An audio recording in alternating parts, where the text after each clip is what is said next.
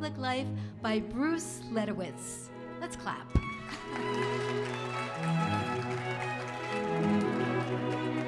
Hello, I'm Stephanie Flom, Executive Director of Pittsburgh Arts and Lectures, and on behalf of our board and staff, again, welcome. Made Local is presented in partnership with our friends at the Carnegie Library of Pittsburgh, and a thank you to the library. Please join us next Thursday for the Pittsburgh launch of The Heiress of Pittsburgh by Duquesne University president Ken Gormley. Yes, March is Duquesne Author Month at Pittsburgh Arts and Lectures. A shout out to White Bookstore, who is here with signed copies of Bruce's book. Bruce is happy to personalize your books. There'll be a signing line afterwards that'll start right here. After his presentation, Bruce will come out and I'll ask some questions that have been pre-submitted and we'll have a conversation. Introducing Bruce is his dear friend, John Rago, Associate Professor of Law at Duquesne University. I have a feeling I don't have to introduce him to a lot of the folks from Duquesne who are here. John's work in criminal justice focuses on conviction integrity initiatives. A member of the Pennsylvania Commission on Sentencing and special counsel to the Allegheny County Criminal Justice Advisory Board, John is frequently consulted on criminal justice issues. Most recently, John was honored with the appointment by Governor Wolf to the Parole Homicide Review Team. With gratitude for his important work and service to our community, please welcome John Rago.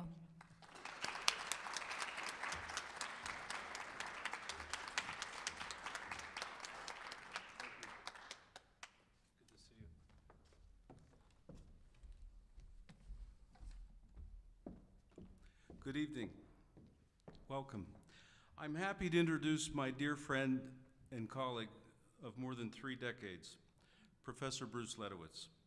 My friendship with Bruce has been deeply inspired by his intellectual curiosity on a wide range of questions, and tonight's presentation will place this value on full display with a glimpse of Bruce's authenticity in his pursuit of truth. For Bruce, truth resides in its ascent to the universe, which my friend believes is on our side. He is inspired, as am I, by the immortal words of Martin Luther King that the arc of the moral universe is long, but it bends towards justice. I pray that Bruce and I pray that Reverend King are right. Bruce's work recognizes that the world in which we live runs the risk of being altered beyond recognition because of unwise human actions and a lack of reconciliation over our differences. But he does not surrender to this darkness. He genuinely believes that the universe is on our side, a view he has pursued and studied for more than 3 decades. Personally, while I commit myself to the mystery of my faith, I share Bruce's optimism. My friend and colleague's work is powerful, it's consequential, and I hope it gets you past the darkness of the day as it has for me. And finally this, before Bruce comes out. We all are, in some measure, made up of the people we love and of those who love us. In this spirit, I want to share a few thoughtful words with you from a retired friend, a colleague from our law school, our beloved friend and mentor, Professor Robert Taylor, who, while he could not be here this evening, I promise you he is very much in this room. Bob, without question, has been and remains Bruce's greatest teacher and cherished friend, and I say the same of Bob myself. Professor Taylor writes, Bruce and I have a friendship that spans 3 decades and is well into its 4th decade now. Such a treasured friendship is most rare in our postmodern world, where we stumble about in our loneliness and unfocused preoccupations with one damn thing after another. But in the realm of political and legal, Bruce's mind cuts through complexity like a very hot knife through butter. And in the realm of pop culture and sci-fi, your speaker is equally well-versed and versatile. Now, in addition, your speaker has a very charming and comic wit, but I doubt you will experience this in his lecture this evening. I agree with that. Read the first 2 chapters, you'll want to quit. No. I take it back. Sorry, Bruce. But given his early formation as a child in the hands of rabbis, he knows that the light shines and is absolutely unable to be snuffed out by any amount of darkness. For with all of Bruce's achievements and secular sophistication, in the realm of the spiritual, your speaker remains a helpless and happy romantic, despite his Georgetown and Yale Law School education. And in addition, the train which brought him here this evening is one that does not stop. It goes on forever, unto the ages of ages, until it reaches infinity. I trust completely that at this lecture this evening, if you are attentive, you will catch a hint that will begin an unstoppable hunt for a new way that is peeking out at us from the beckoning future. Happy traveling, fellow seekers. Ladies and gentlemen, it is my true privilege and honor to introduce to you my dear friend, Professor Bruce Ledewitz.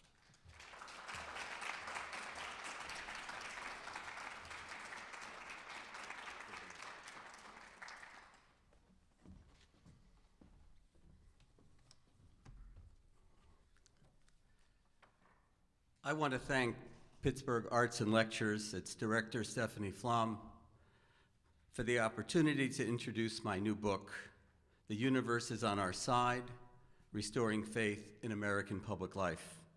I also want to thank Kennedy Hauk, my research assistant, for her help, John Rago for that introduction, and Robert Taylor, who is here with us in spirit and I hope online, and all of you who are here and all of you who are online.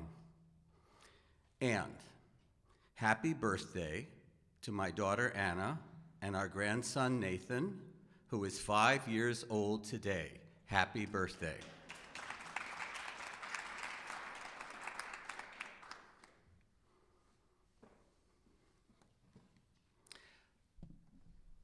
Things are bad, right?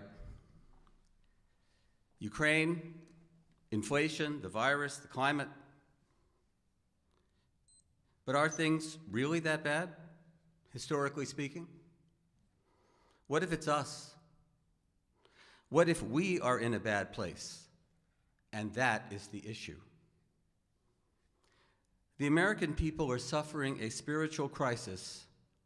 The crisis is caused by the loss of a coherent story of the meaning of human life. That spiritual crisis robs us of resiliency and prevents us from confronting our problems rationally. In the book, I call this crisis the coming home to roost of the death of God. God had been our story, and we are mourning his loss. Our task is to create a new story, a secular story, of our relationship to the universe.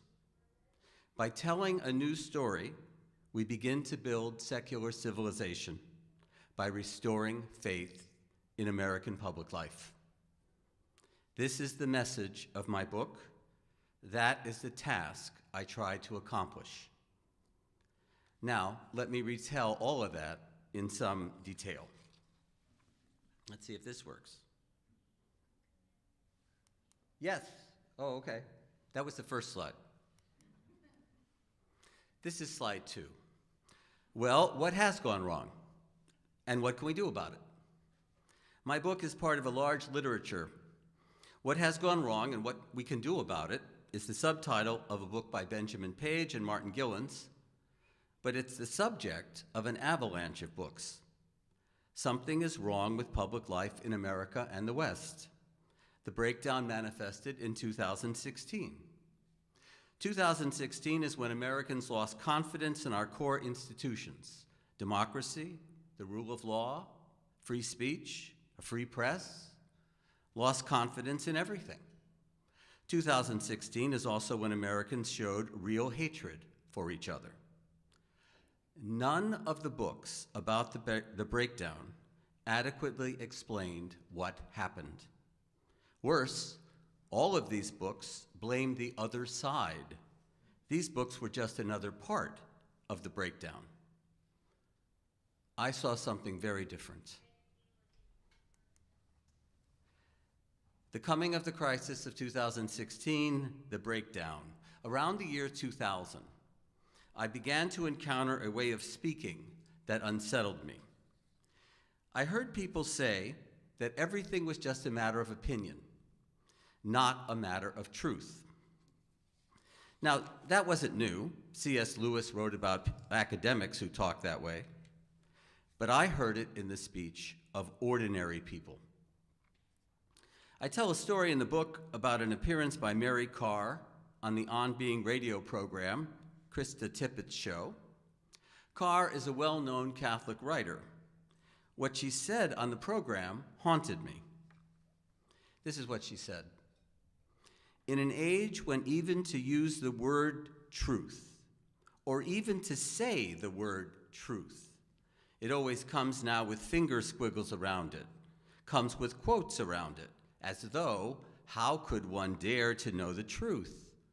But I believed that one could. There had to be some way. I believed that the truth would make me free. You hear her conflict? As a sincere Catholic, Carr believes in the truth, but she's self-conscious about saying it.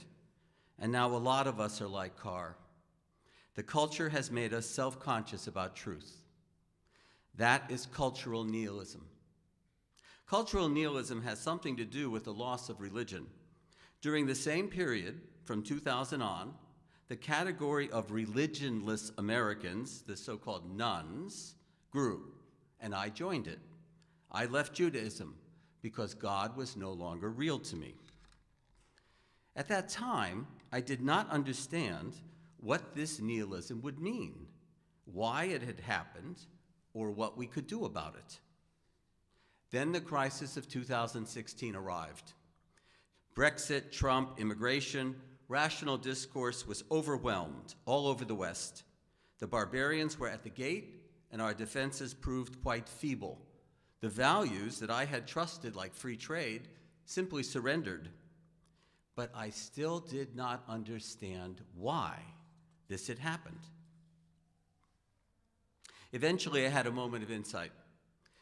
In my law and philosophy class, we read Martin Heidegger's reflection on Friedrich Nietzsche's Death of God. Heidegger explains that the death of God is not a matter of atheism. There remain many individual believers. Rather, the death of God describes the decline of the transcendental values. Truth, goodness, beauty, and justice no longer can maintain our civilization. We no longer trust or even understand these values. That is the death of God leading to nihilism. Everything that happened was exactly what Nietzsche and Heidegger described. Nietzsche said the death of God would turn everything upside down. The breakdown in public life was the death of God coming home to roost, and that's what I called it in the book. The death of God comes home to roost. That was a homey way of putting it. I didn't want the death of God to be a philosophical category. I wanted people to feel it. Our feeling about the unreliability of God is why you did not see public prayer asking that America be protected from the virus. We know viruses are natural events, that God has nothing to do with it. The unreliability of truth is why we say we live in a post-truth culture. It's why Mary Carr is self-conscious about truth claims. There is nothing we can trust. That is the reason for the division, anger, and despair in American life. God, and the secular version of God we call progress, was America's founding myth. The framers did not want a religious government, but they still assumed that reality was beneficent and that history has a shape and a goal. Take that myth away, and you have no story of human existence that makes sense. These trends had been growing for a long time, but they burst into cultural consciousness with the arrival of Chris Hitchens and the New Atheists. Sam Harris's 2005 book, The End of Faith, was particularly important because Harris, despite himself, validated the lack of trust that underlies the anti-vax movement and climate change denial and much else. If the universe is not trustworthy, then nothing is. This is where the death of God has left us. In Faithless and Unserious American Life, the book describes American public life, and these chapters, as John said, are almost unbearable to read. Skepticism is a natural response if there is no believable story about reality. Maybe shadowy forces do control, and we are living in the matrix. According to G.K. Chesterton, when a man stops believing in God, he doesn't believe in nothing, he believes anything. In the book, I give numerous examples of our lack of trust, but two will do here. In June 2020, when rumors spread of Antifa terrorists invading rural American communities and people reacted by arming themselves, Nicholas Kristof asked in the New York Times, "Where is this hysteria coming from?" He wrote, "In rural Indonesia, I once reported on a mob that was beheading people believed to be sorcerers, but I never imagined the United States could descend into such delirium." The other example is the science fiction writer William Gibson. Gibson calls our loss of faith the end of the future. Gibson points out that we don't talk about the coming 22nd century, but we did talk about the coming 21st century. The effect of our loss of trust is that we don't make political arguments based on what's really there. Rhetoric replaces reality. I call this the age of evasion. I describe the nonsense of American politics. No, tax cuts don't pay for themselves. No, the government cannot spend more and more every year than it takes in. The reaction to the pandemic was nonsense. The political right pretended that there was no pandemic, that masks were useless, and that vaccines were dangerous and a threat to freedom. The left refused to admit that the virus became less dangerous and more manageable, especially with the advent of effective vaccines and boosters. This led to the bizarre results last Christmas that the NHL canceled hockey games when almost none of its players had any symptoms, and airlines canceled flights when pilots were not sick. Over time, the lack of seriousness in public life means that serious questions are no longer asked, like, when does human life begin? Or, what is the proper trade-off between health and safety on the one hand and economic life on the other? And if you don't ask serious questions, you can never have real debates, so we don't. All that is part one of the book. What has gone wrong? It's the death of God. What about the other half of the promise of all these books? What can we do about it? In most of the books about what went wrong, remedies are wildly unrealistic. You need a constitutional amendment. You need to silence big money or liberal elites. Nothing is proposed that could actually happen. But in part two of my book, I propose an actual roadmap back to health for American public life. I have a remedy, but my remedy is a strange suggestion. I say that the way back for America is for all of us to ask a question that fills the hole left by the death of God. The road back to restoring faith in American public life begins with a question: is the universe on our side? Why start with questioning? And what does that even mean?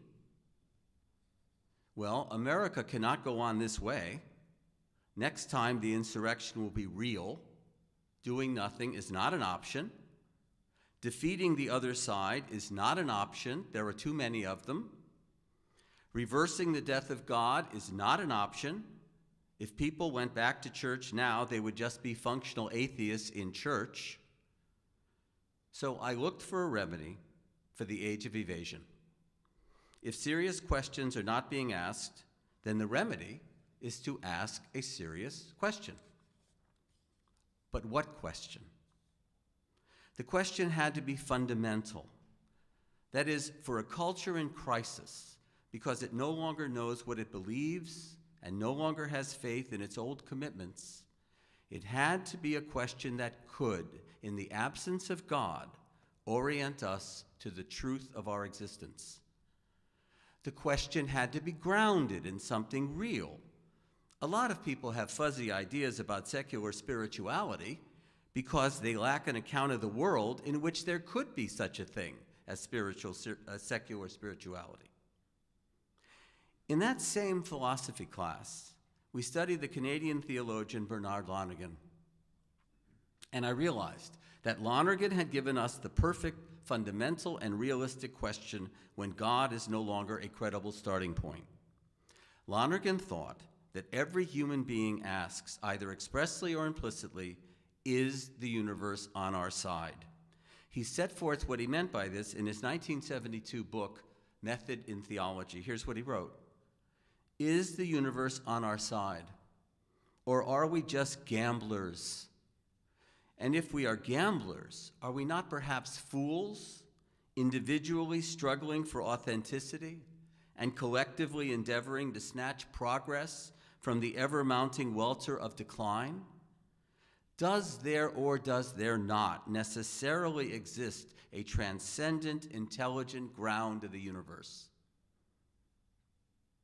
Since this is a serious, indeed ultimate question, once Americans begin to engage it, this would no longer be the age of evasion. Asking a question like Lonergan's restores faith.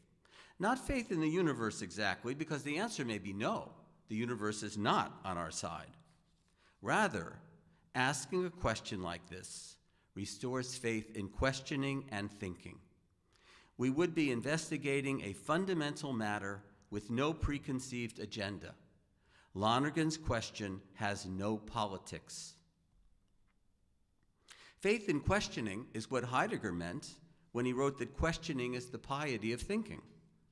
In asking Lonergan's question, we get outside ourselves and achieve secular transcendence. But how do you ask a question like this? Questioning is hard. The heart of the book is my story of the intoxication I felt as a child in an Orthodox Jewish school. I could not get enough of Torah, of the Bible. I wanted to study all the time. It was magical. That is what it means to ask a question. You ask yourself, is the universe on our side? And you leave yourself completely open to the question. You don't even know exactly what you are asking. You meet the question in wonder, and it teaches you its meaning.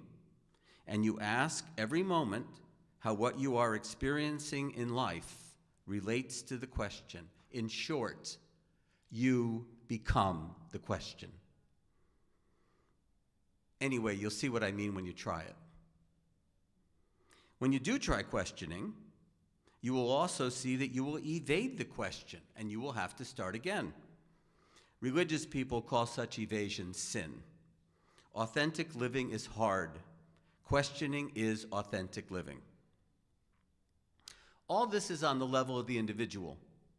What about the collective? Heidegger wrote that a people become a question. How do a people ask a question? They don't. Only individuals ask a question. Lonergan knew that. But Lonergan also knew that in periods of decline, the people who continue to question and be open form a loose community, whether they know each other or not. He called this loose community, this loose grouping, Cosmopolis. Cosmopolis is not a political party. It does not have a program. Cosmopolis is simply scattered centers of rationality amid decline. Cosmopolis seems powerless against the irrationality all around us, but Lonergan believed that Cosmopolis gradually changes the culture for the better. So, be Cosmopolis. And every time you engage Lonergan's question, is the universe on our side, you will improve the tone of American public life. In words attributed to Gandhi, you will be the change you want to see. Now, in the book, I don't insist that the universe is on our side. I insist only that the breakdown in American public life is the result of the death of God, and questioning is the way back. I take both answers to Lonergan's question seriously. I answer yes, but I include a chapter in the book on the no. Tonight, we have to talk about both answers, however. Is the universe on our side? No or yes? Organized secularism answers no. The universe is not on our side. There are not many committed mechanistic materialists, but those who are answer no. With the death of God, we lost faith that the universe was beneficent. We lost faith in the power of truth, beauty, goodness, and justice to achieve anything. But most of us did not actually become materialists. We did not become anything. We just drifted from the dregs of religious thought to grudging acknowledgement of materialism. However, many of the people who join atheist or humanist groups are committed to mechanistic materialism. They say, no, the universe is not on our side, and they have good reasons to believe that. For one thing, without God, we face death as extinction. The universe kills us, so how can it be on our side? Nor is anything else lasting. Everything passes away, even the universe dies. In addition, science has achieved enormous success by rejecting Aristotle's universe of telos or goal. Science assumes what is called methodological naturalism. That just means that science assumes that reality is comprised of matter and forces, and that everything is like a billiard ball, just moving in reaction to force applied to it. In principle, this includes human beings. We also just move in response to outside forces. That kind of universe cannot be on any one side. It's just there. This is why Joseph Carter wrote an op-ed for the New York Times in 2017 entitled, "The Universe Doesn't Care About Your Purpose." Carter did not deny the human longing for meaning. He just denied that this longing had any connection to the natural world. That means there's no such thing as good or evil. Things just are. There is no arc of the moral universe bending toward justice. Life is just an accident that happened. Same for consciousness. When stated in this stark way, materialism is depressing. But if this is how things are, we have to deal with it.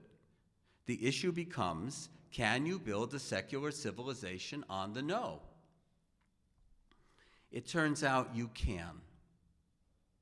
Carl Sagan's magnificent gesture, which many of us know as the pale blue dot episode, was building secular civilization on the no. Sagan asked NASA to take one last picture of Earth as the Voyager 1 spacecraft passed Neptune. On February 14, 1990, just 34 minutes before Voyager 1 powered off its cameras forever, a picture of Earth was taken 3.7 billion miles from the sun. The image of the Earth is what Sagan called the pale blue dot. Sagan said this about that image: "Our imagined self-importance, the delusion that we have some privileged position in the universe, are challenged by this point of pale light. Our planet is a lonely speck in the great enveloping cosmic dark. In our obscurity, in all this vastness, there is no hint that help will come from elsewhere to save us from ourselves." According to Sagan, being alone in an uncaring universe means that we should take care of each other and the planet. There is a tragic aspect to human life in the know. Our values are human constructs without connection to anything real. Nothing we do can be validated. Nonetheless, if we honestly ask Lonergan's question and know is our answer, and we live in faithfulness to the know, we can build a civilization far healthier than what we have now. After all, the universe is not hostile, even in the know. We are well adapted to live in this universe. Now, in the book, I don't argue against the know, but I do admit there that I find the know unpersuasive. Basically, the know asserts that human beings are different from everything else. We experience metaphysical longing. We live in moral consequence.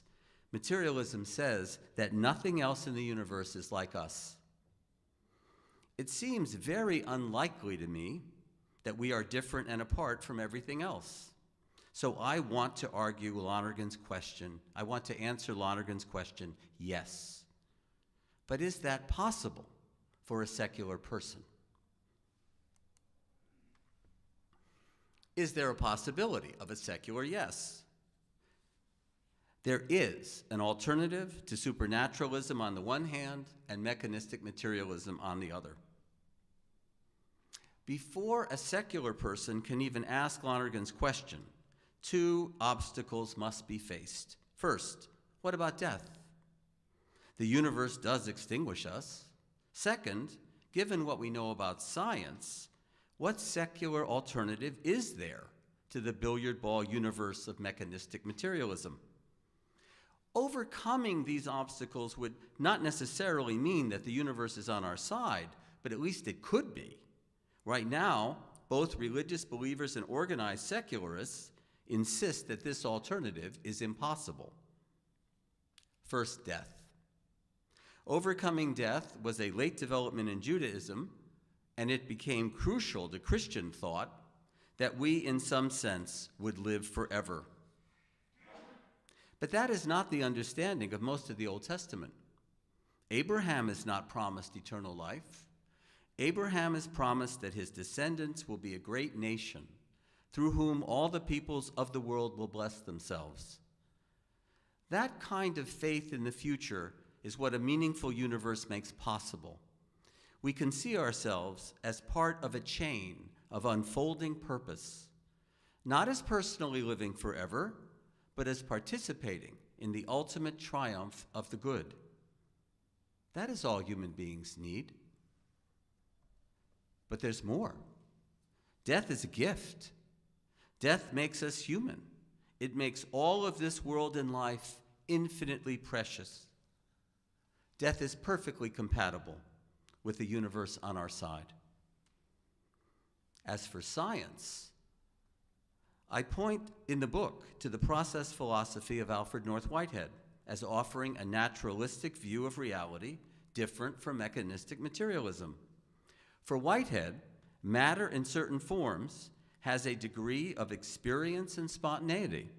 Matter is not dead, not a billiard ball, and information is gained through more than just the senses.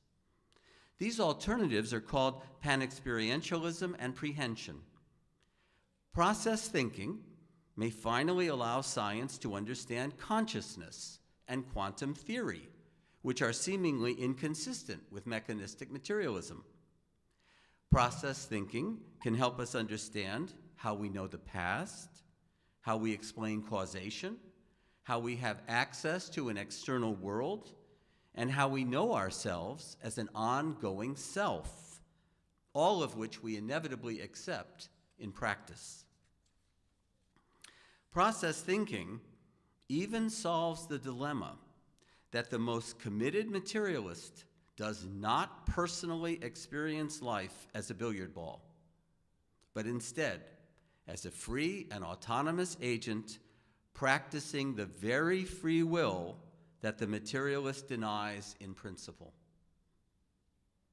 It's true that Whitehead put God into process philosophy, but not all process thinkers agree with him.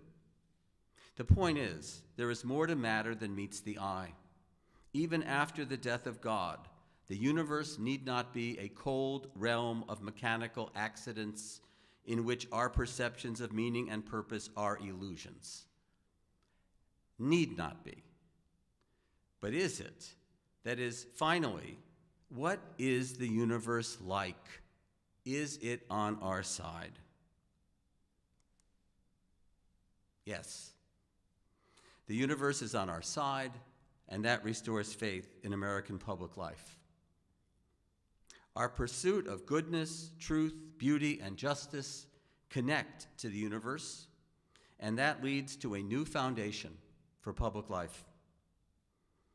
Brian Swimme in the Universe Story put it simply, we are descendants of a fish that, contrary to the practices of other fish, did not eat her young.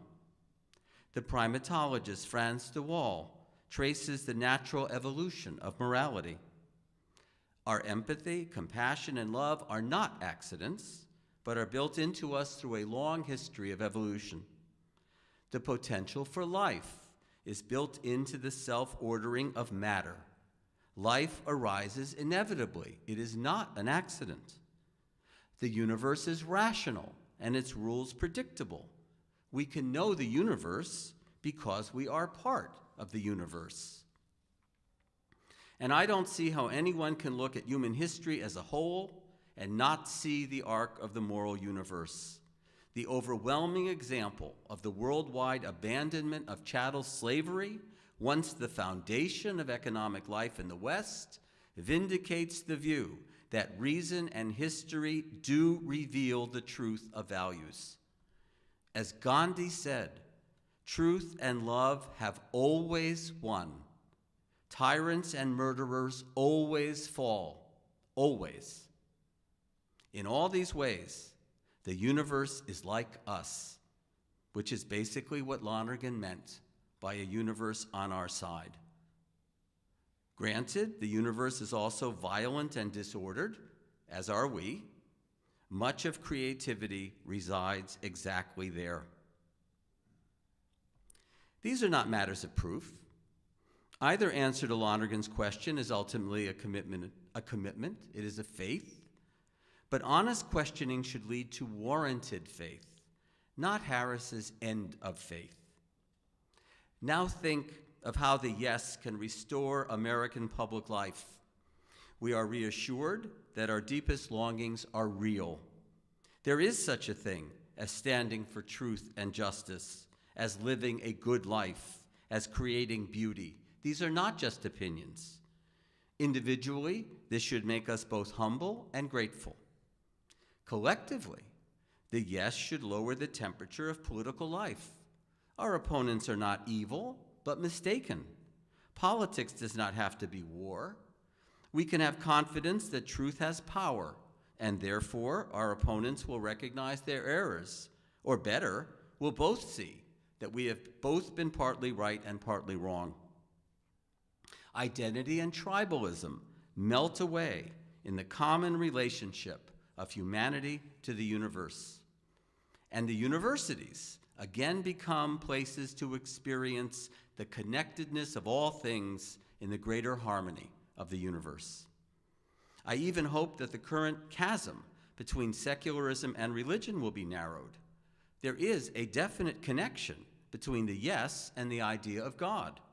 I close the book with a short reflection on that possibility. The secular yes and God. The religious believer already knew that the universe is on our side.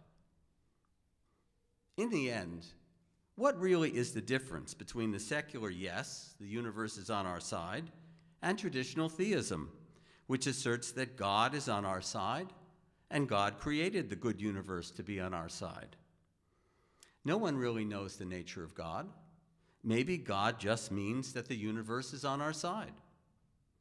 The yes gives religious people and secularists common ground and a common task to investigate the meaning built into the universe. For the religious person, because God put it there. For the secularist, because it is there. Either way, a common task. The last chapter in the book is unfinished because we're not there yet. The purpose of the book is to begin to establish a new story, to build a secular civilization after the death of God, to restore confidence and hope. We don't have to resolve everything to accomplish that. In the book, I did not purport to know whether the coming secular civilization would be built on the yes or on the no. I didn't think it necessary to come to a conclusion about that. But that was an error. As soon as the book appeared, the conflict between the no and the yes and secularism, which the book reveals and which no one talked about before, came to the fore. And that's where I'll close tonight, with this new struggle within secularism. The coming struggle between no and yes in the building of secular civilization. Individually, we must be open to both possibilities, no and yes, but collectively we can't be. I was naive to think a book today could be just about asking a question. Originally, the book was supposed to be, is the universe on our side? But my editor in New York, Cynthia Reed, said, I'm not putting a question mark into the title of a book. And she was right. That would make no sense in our context today, but I didn't know that. I found this out in the first interview I had about the book in the American Free Thought podcast by noted atheist John Snyder. He wanted to talk about the idea that the universe could be on our side, a notion Snyder respectfully but virulently rejected. My book touches off an argument over the yes or the no within secularism. I did not expect that. Secularism today is like the early church in the 3rd century. The church had established itself as an alternative to paganism, but it could not achieve a breakthrough without resolving the nature of Christ's divinity, which it finally did in Nicaea in 325. Something similar is going to happen in secularism with regard to the nature of the universe. The yes or the no is going to be hashed out.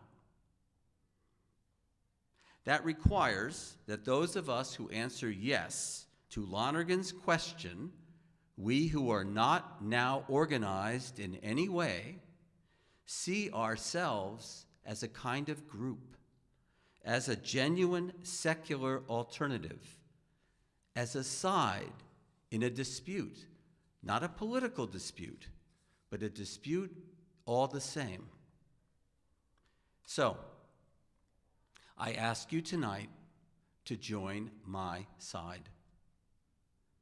If in questioning you come to see the universe as on our side, then proclaim it openly, joyfully, not meekly and self-consciously. Say, we are part of a vast beauty and goodness and truth and justice. These are real. Disperse the dark clouds of fatalism and despair.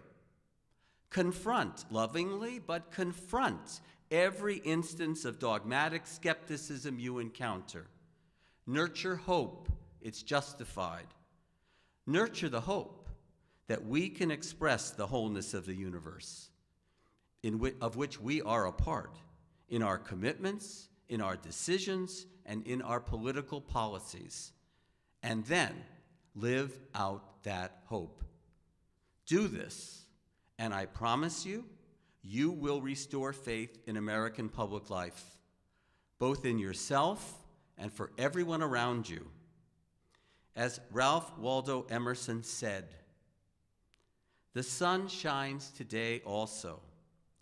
Let us demand our own works and laws and worship." Thank you.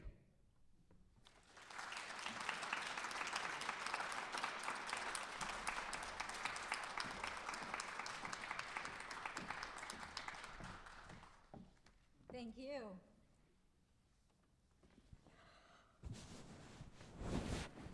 Thank you for that inspiring talk. Can everyone hear? Yeah? Thank you for that inspiring talk, Bruce. And the sun shines today also. Mm-hmm. And this incredible, hopeful book. We need it. Your optimism. So let's talk a little bit about writing the book. You wrote the book during the pandemic. So from acceptance by Oxford, congratulations. Thank you. To the writing through to the publication, what changed? What twists and turns were there? This, it's very odd to write a book this way.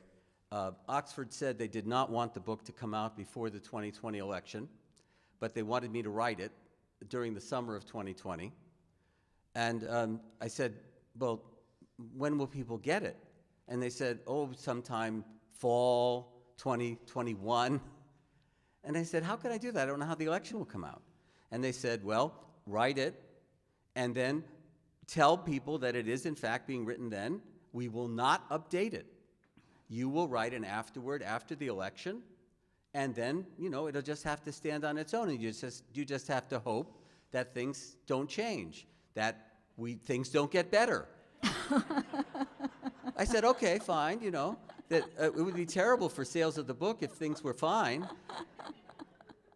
Fortunately or unfortunately, as I reread the book, it hasn't paled in any way. It hasn't gotten dated. We still hate each other, and our basic and fundamental problems have not changed very much. So it didn't really turn out to matter, which I found surprising. Yeah. I love the honesty in the beginning of the book where you bring us along on that. You tell us that that's what's happening and that there will be the afterward. That's right. And I say in the book, I'm writing it now, and you won't read it for a long time after, because that's how they told me it was going to be. But I don't, it's a very strange way to write. I write a column for the Pennsylvania Capital Star, I send it in, it appears the next day. That's a very different thing from writing into the future, not knowing what's going to happen. So speaking of surprises, now that the book is published, have there been any surprises to you in the response? Well, yeah, as I say in the talk, the amazing challenge to me is that I didn't think that we were going to argue about the no and the yes. I thought we'd be talking about the death of God. It turns out that the first part of the book, the death of God is the problem and we need an alternative story of the meaning of human life, a lot of people can accept that very well. Understand it extremely well. I just happened to say something that, I guess it's Walker Percy said, the point of writing is to say something that people know, but they didn't know that they knew. And that's what's happened with the first part of the book. People say, oh yeah, that's right. That's what happened. And instead of arguing or talking about that, which I thought would be the point, the secularists, who are really the audience for the book, it's not written for religious people particularly, they want to argue about the no and the yes. That's what they want to talk about. I didn't have any idea that would be the case. Yeah, interesting. You never know. So you said you didn't write it for religious people, but I loved what you said tonight about the common ground between the religious and the secular, and having your early beginnings in a Lubavitch school and then working these many years in a Catholic university. Has that influenced the way you look at that common ground? Oh, absolutely.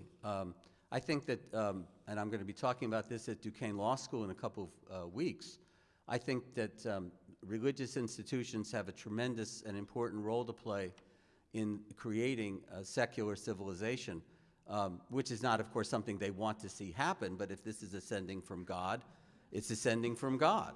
And so, Dietrich Bonhoeffer, God is teaching us to get along without him. We don't understand why. From the point of view of the religions, that's what's happening. I find the hostility toward religion among my fellow secularists unfathomable. And I hope that one effect of the book talking about how secular we have become will perhaps dampen that a little bit, to say, why are you still arguing about this? It's a secular society. Secular groups are growing. The group that says we have no religious affiliation is growing. You know, if you wanted to win a contest, you won. So now leave religion alone. And of course, for secularists like me, who answer yes, the religions are way ahead of us in terms of the meaning that we can learn from the universe. And so we have to consider our religions a great storehouse of value for secular civilization. After all, there's never been a secular civilization ever in human history. There's no guarantee that it's possible, and it certainly is going to need all the help it can get, and our religions are that help. Thank you. There's 4 lines in the book that really struck me, which also to me ties to religion. Because religion, some of the great mystical traditions, all the, talk about all the religions, many of them have a mystical tradition, talk about pray without ceasing. And you talk about questioning without ceasing. And these 4 lines read to me like a prayer. I'd like to read them and ask you to talk about them.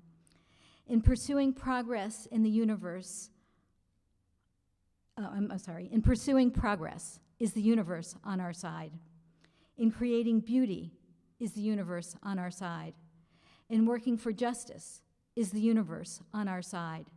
In living a good life is the universe on our side. Right, you probably heard the High Holy Day liturgy. It sounded like that to me. Of course, that is the rhythm of the High Holy Day liturgy and certain of the Jewish prayers. And I was hearing that as I was writing that. Lovely, lovely. Again, I think it's a real strength.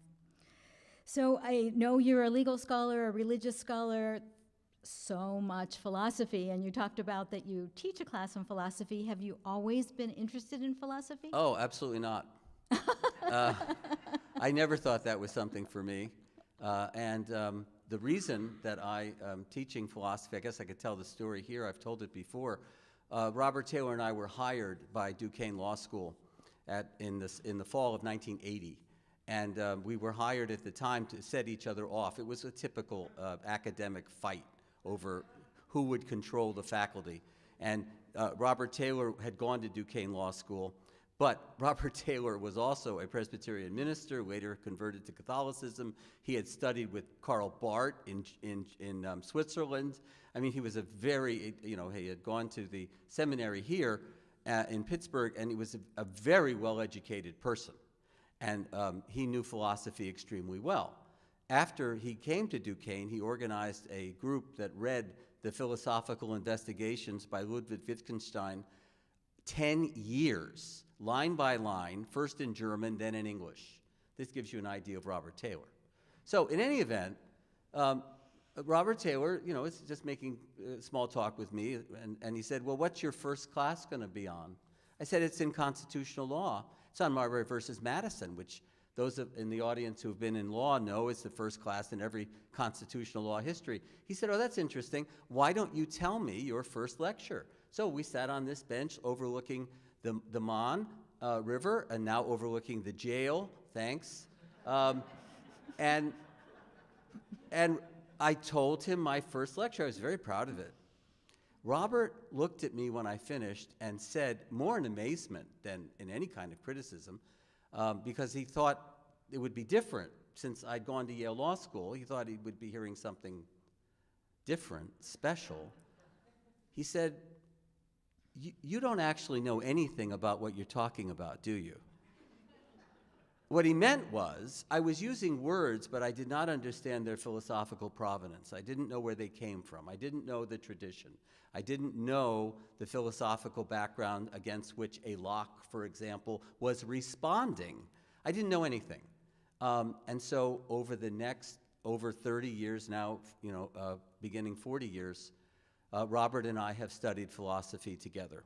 So if I know anything about philosophy, it's because of Robert. I hope I have not been a blotter, taking everything in and getting it backwards. But everything of a philosophical bent I have learned from Professor Taylor. Wow, thank you. So the question that everyone wants to know is, how is Maxine? How's Maxine? I said goodbye to Maxine twice in the book. At the end of the book, and then at the end of the foreword, of the afterword. because Pat and I thought that she would be gone by now. She's over 14. She can't see. She's confused, but she's very happy and eats like a pig. She eats all of Olive's food, which somehow she finds. So she's fine.